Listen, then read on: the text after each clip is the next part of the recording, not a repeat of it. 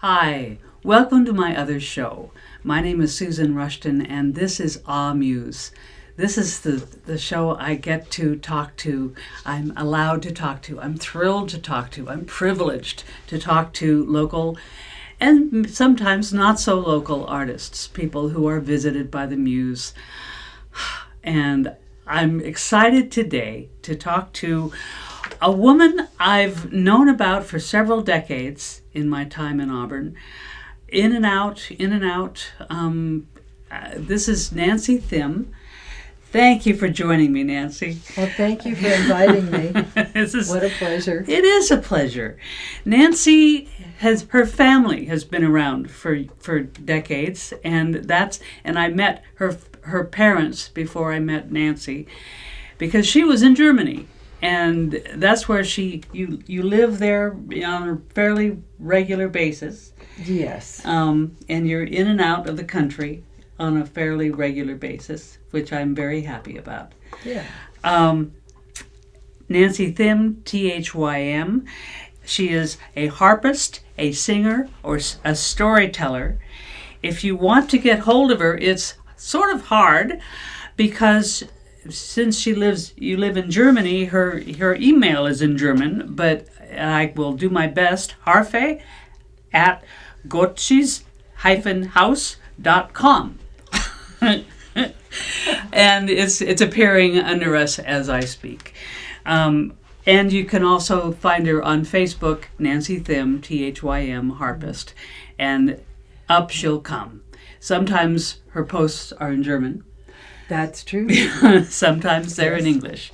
Sometimes the photos are of her and her partner in Germany or elsewhere. Sometimes her posts are of her and her partner. Who is your partner's name?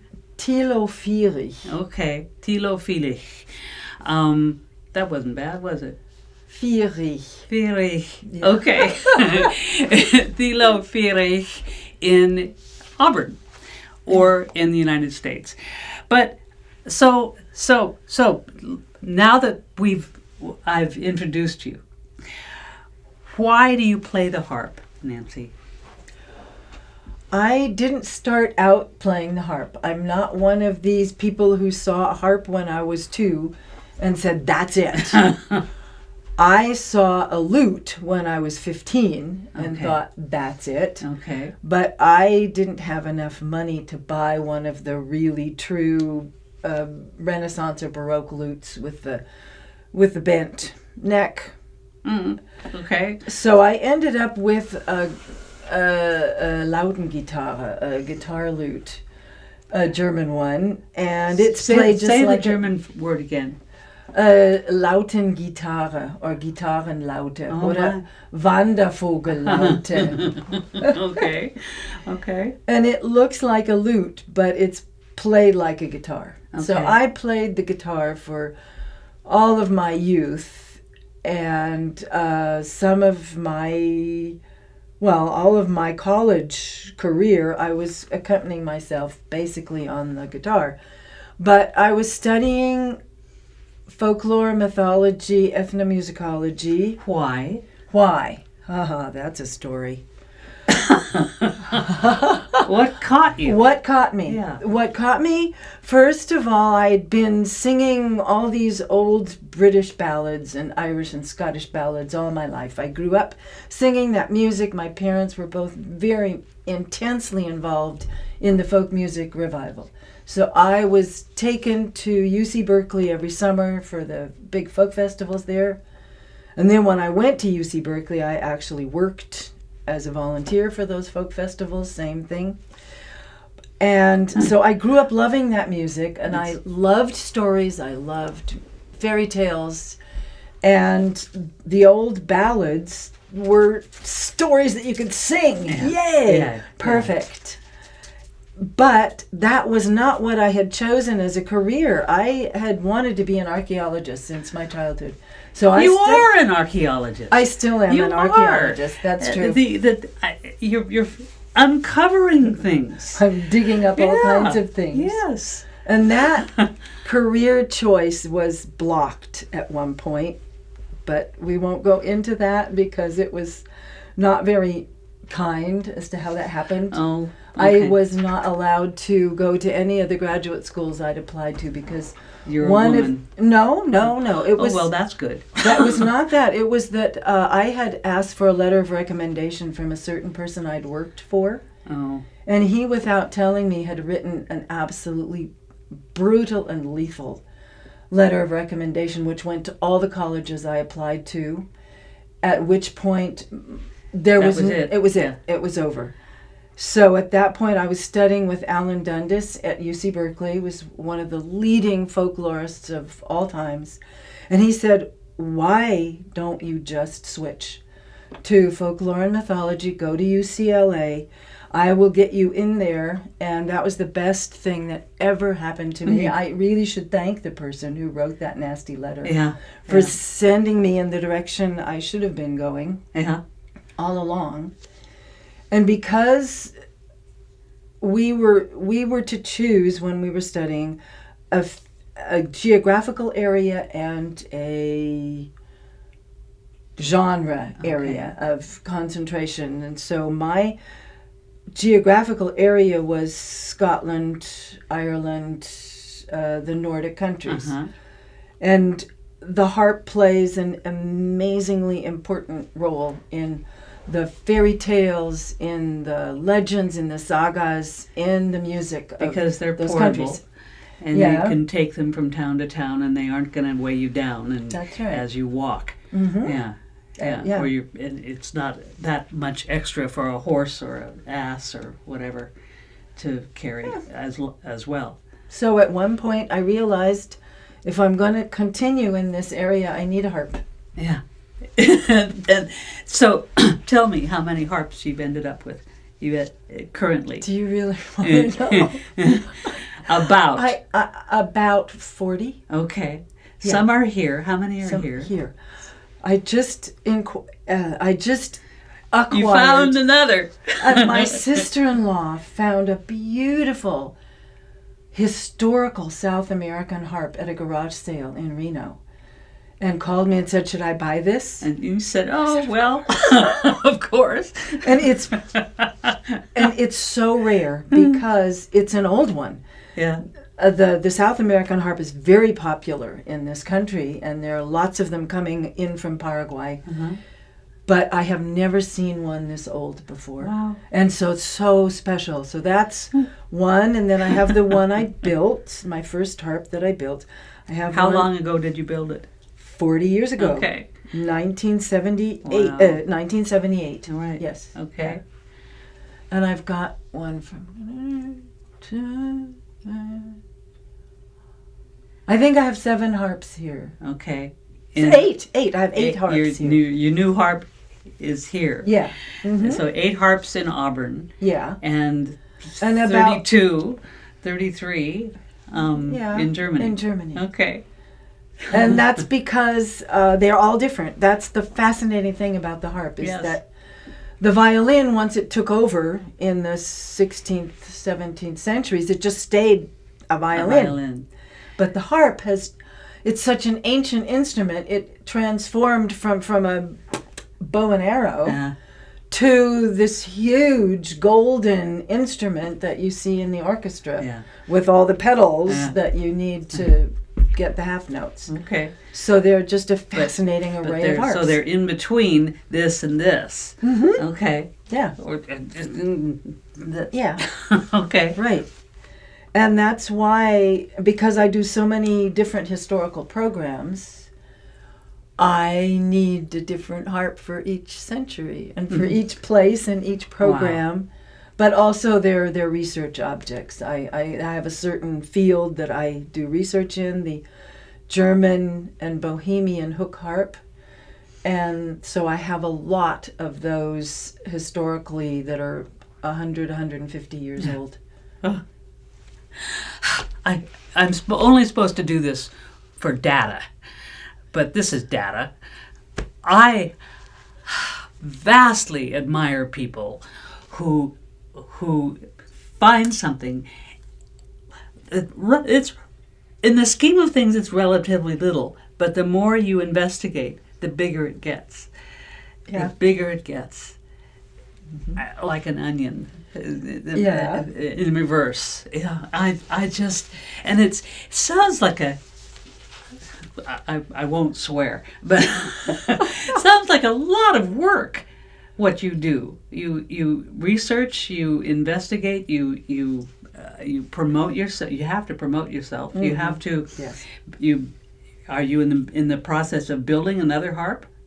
Not me. Not me. But Tilo. Okay. That's the advantage of having a partner who's a musical instrument builder. Yeah. Is I realized after that first course that landed me in Germany, actually, I was sent over to Germany by UCLA with a research travel grant to attend musical instrument building courses. So that's how I ended up there in the first place. Was I visited this course 2 years in a row. I built a hurdy-gurdy the first year and a harp the next year. And then I ended up staying there. I'm going to have to ask you what a hurdy-gurdy is. A hurdy-gurdy is an idiot's violin. Okay. Okay. That's it. That's what Michael Praetorius called it. An Idiotengeige. It's a box that's usually shaped like a lute or like a guitar. It has a wooden wheel that you crank. Okay. And that makes the strings vibrate like a bow would on a violin. And then here there are keys, and you push those keys, and that's like pushing down a finger on a fret board. And so you make the melody by pushing the keys. So it's not really for idiots. It's like doing this. Yeah. Okay. And there are absolute master players of the hurdy-gurdy, which I am not. Okay. But it was small, and it looked like it would fit under the seat of the airplane. And the harp was a lot bigger that they were building at these courses. But I could not. I saw the people building their harps at this course the first year I was there. And it never left me. I just knew I had to go back to Germany again and build a harp. Okay. So that's what got me. All right. So you have a harp with you today. Yes, I do. Can we see that harp? Yes. And so show this sideways to that camera. Now, this you leave at home, right? Leave. No, in this Auburn. one travels with me everywhere because it's small enough to go in the overhead compartment. This is my traveling harp. I think I've asked you already. Do you have a name? Okay, you don't name your harps. I don't name my harps. Okay. No. So I would love it if you would play a song. And we have to pause. I should probably explain what kind of harp it is. Yes, please. This is a Klaarsach or Clairshach. It's the type of harp that was played in Scotland and Ireland in the Middle Ages. In Scotland, we find representations in the 8th century already. In Ireland, they don't appear until around the 12th or 13th centuries. And they were played in these countries until the Anglo-Norman conquest and until the Battle of Culloden in Scotland. They are different than what we usually consider to be a normal harp because the strings are brass. The sound box, like all medieval instruments, is carved of one block of wood, and then it has a lid placed on the back. And the playing technique is very specific for this instrument because if you were to just play, it would get very muddy because a string of brass rings for a long time. And you get a lot of dissonance. So there are a lot of techniques to stop the string so that you only have certain strings ringing and you block out the other two. Okay. So you're always in contact with the strings. You have to do twice as much work on this harp as on a normal harp where you just leave the strings. So that's what you'll hopefully be saying if I do it right. Okay. So what is the name of this song? The song is called Auchindoun, and Auchindoun is a place in Scotland. It was the scene of much strife.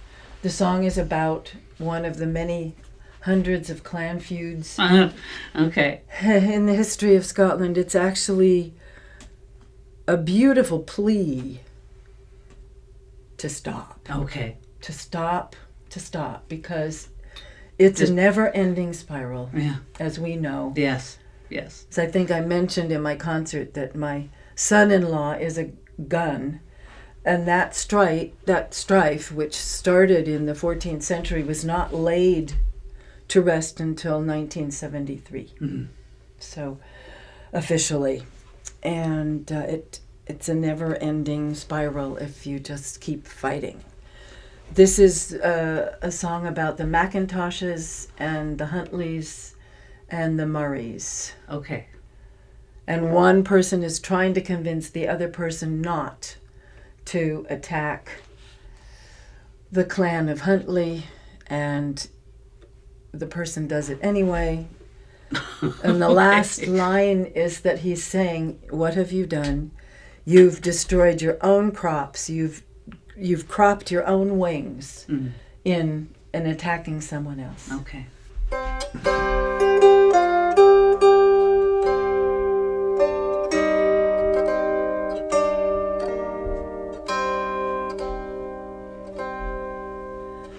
As I come in by Phillickside on a May morning, I spied William Mackintosh, and o'er before the dawning, turn again, turn again, I bid ye, if ye burn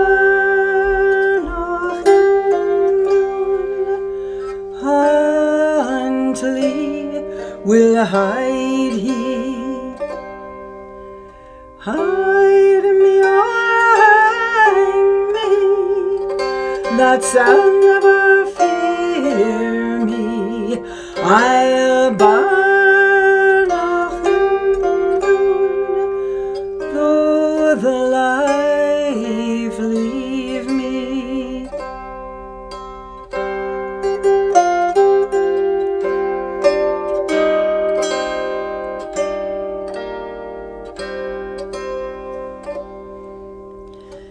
As I come in by Auchindoun on a May morning, Auchindoun was in a blaze, an hour before the dawning. Crowing, crowing, for a York house crowing, ye brint your crop and tint your wing, an hour before the dawning. Crowing, crowing, for a York house crowing, ye brint your crop and tint your wing, an hour before the dawning. Okay. Well, thank you. That's fascinating. That's beautiful. And I love watching you play, and I love hearing you sing, and that's perfect. Good. Now, my general manager / director, Phil Jacques, is going to be using some photographs, a couple of photographs of what you guys travel in Yes. in Germany and around.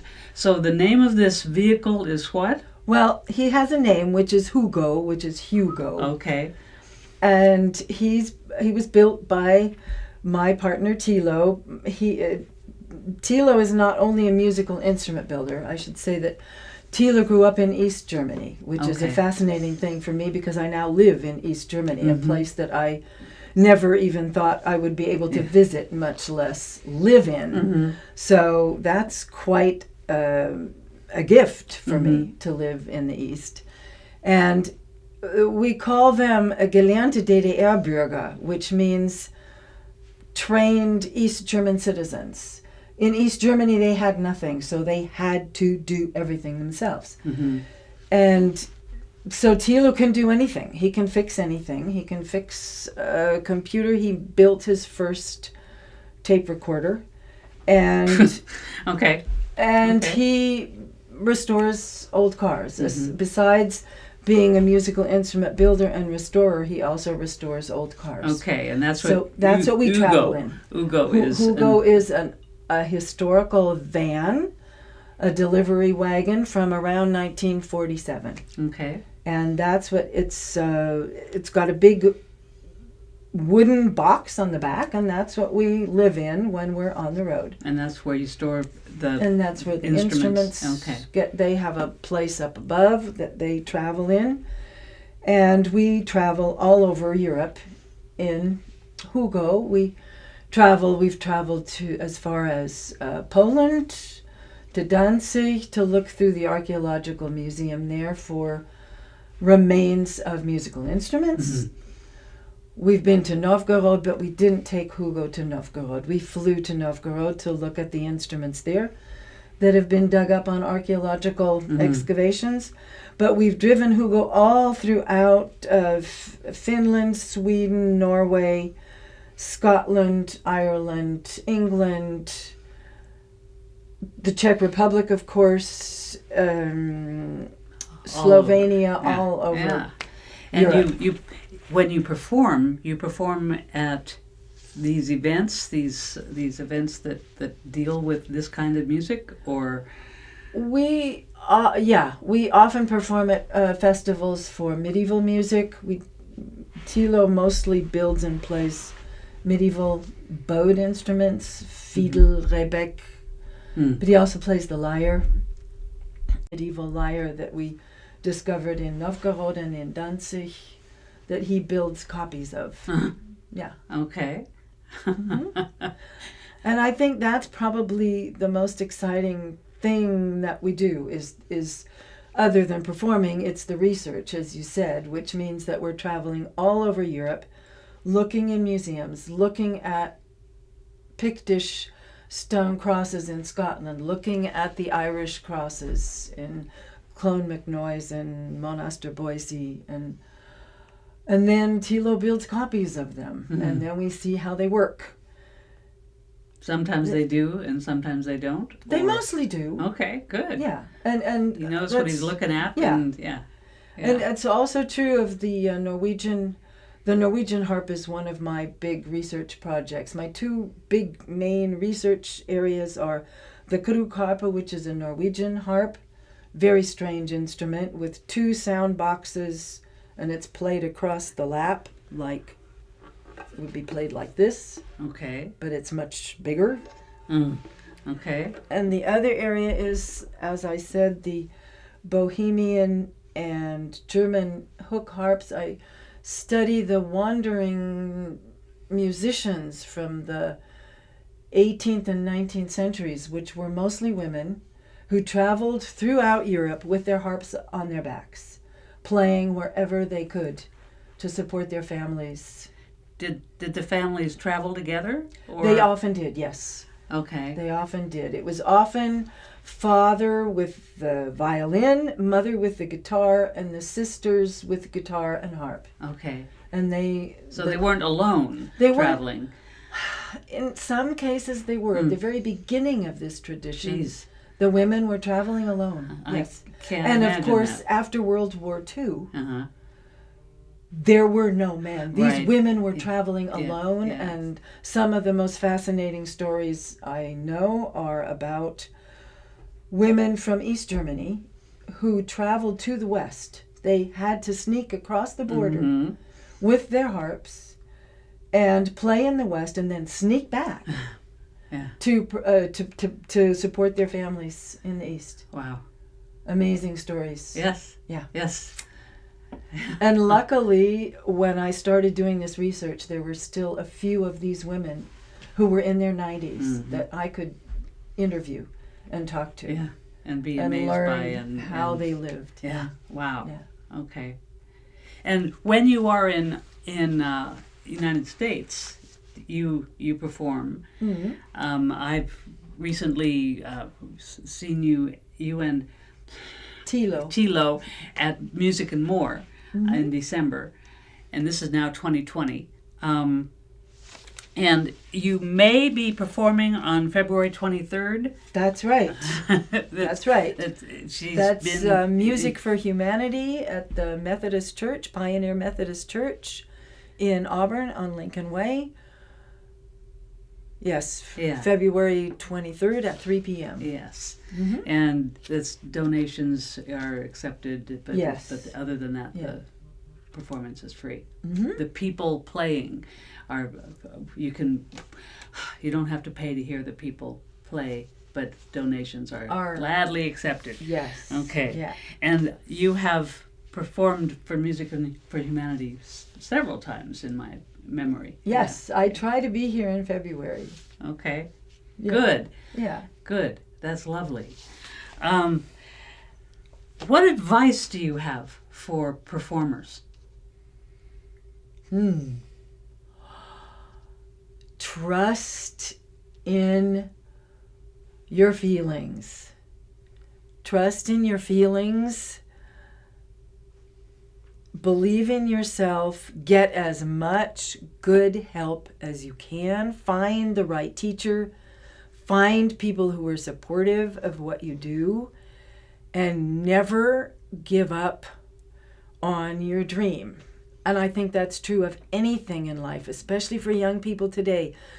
People get herded into different areas and you should do this to make money, you should do that to make money. I always encourage my children to believe in what they wanted to do, and they all knew what they wanted to do really early in life. Yeah. And just go for it. Go in that Just direction. go for it. Yeah. But find the right teacher. Yeah. Find the right teacher. All right. Find the support. Great. Nancy, this has been lovely. Thank you very much. Well, thank you for having me. What a treat. Yes. And if you want to find out more about her, please log on to Facebook, looking up Nancy Thym, Thym, harpist, singer, storyteller. Thank you again, Nancy. It's been Thank you, kick. Susan. And I'll see you again.